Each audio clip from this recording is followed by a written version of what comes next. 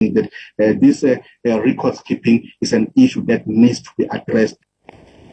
Well, the country's biggest crisis is the lack of job creation opportunities, and this particular topic usually doesn't get that much attention in our budget. So should the budget divert more money to projects that actually create jobs? To help us answer this question, we are joined by the Executive Director at the Centre for Development and Enterprise, Anne Bernstein. Anne, good evening to you. Thank you for joining us. This is not the first time that you've said we need a new approach to the jobs crisis. You've been raising the red flag for a while. Have you seen a shift, and do you expect this midterm budget to be any different? Well, the midterm budget is a policy statement, and I think one's got to be realistic about what will come out of that. The new minister, I think, has to signal a strong stand for reform. But there are other issues. I'm not in favor of, if you like, money in the budget for special jobs projects. The best way to create jobs in a society like this is to get economic growth going.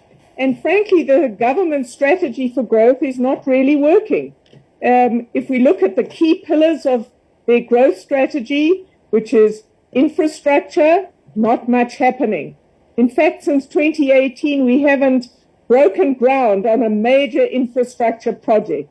If you look at electricity, I don't have to say very much. We're not very far advanced. There has been progress, but not nearly urgent enough, not sufficient. We don't have additional capacity yet.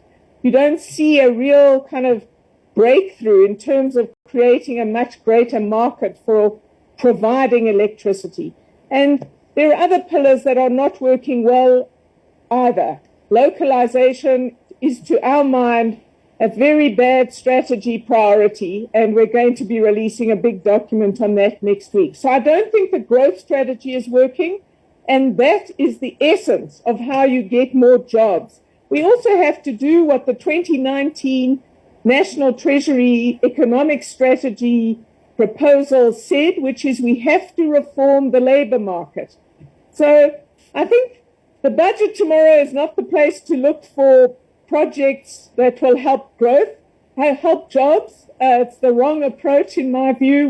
We're looking for, is there credibility in how the government is managing its finances? And that has a big impact on growth as well. So we'll be looking for that signal. How does government adapt to the reality of lack of infrastructure, unstable electricity supply, in many cases low job skills? How should they be approaching the jobs crisis? Well, they should be opening up markets as fast as they can. We have a very weak, collapsing state, and to assume that that very state can run a growth strategy and a recovery strategy during and post-COVID is the wrong approach altogether. You've got to open up markets, you've got to free investors to take risks and encourage them to do that. You don't do that by holding summits or more words. You do it by changing the environment in this country. Now, one of the key problems, not only for the budget, but for growth, are our failing state-owned companies.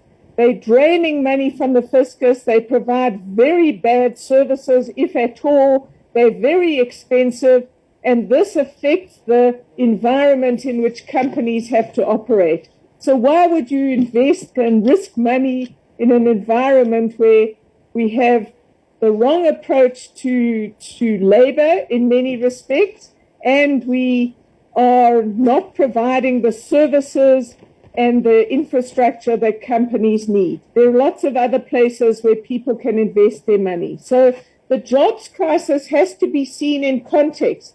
We're now at some 12 million people unemployed. And I think that what the country is looking for is much greater urgency in changing the way we do things, changing our approach to growth, not in a wholesale way, but certainly recalibrating the labor market and doing what business has been calling for so long, which is to get the environment right in mining, to get the environment right and in property rights, which affects agriculture and land reform, and to get the environment right so that small businesses are not disadvantaged by our labor laws all the time. Anne Bernstein, Executive Director at the Centre for Development and Enterprise, thank you for joining us on ETV News. Well, teachers and pupils from an Eastern Cape village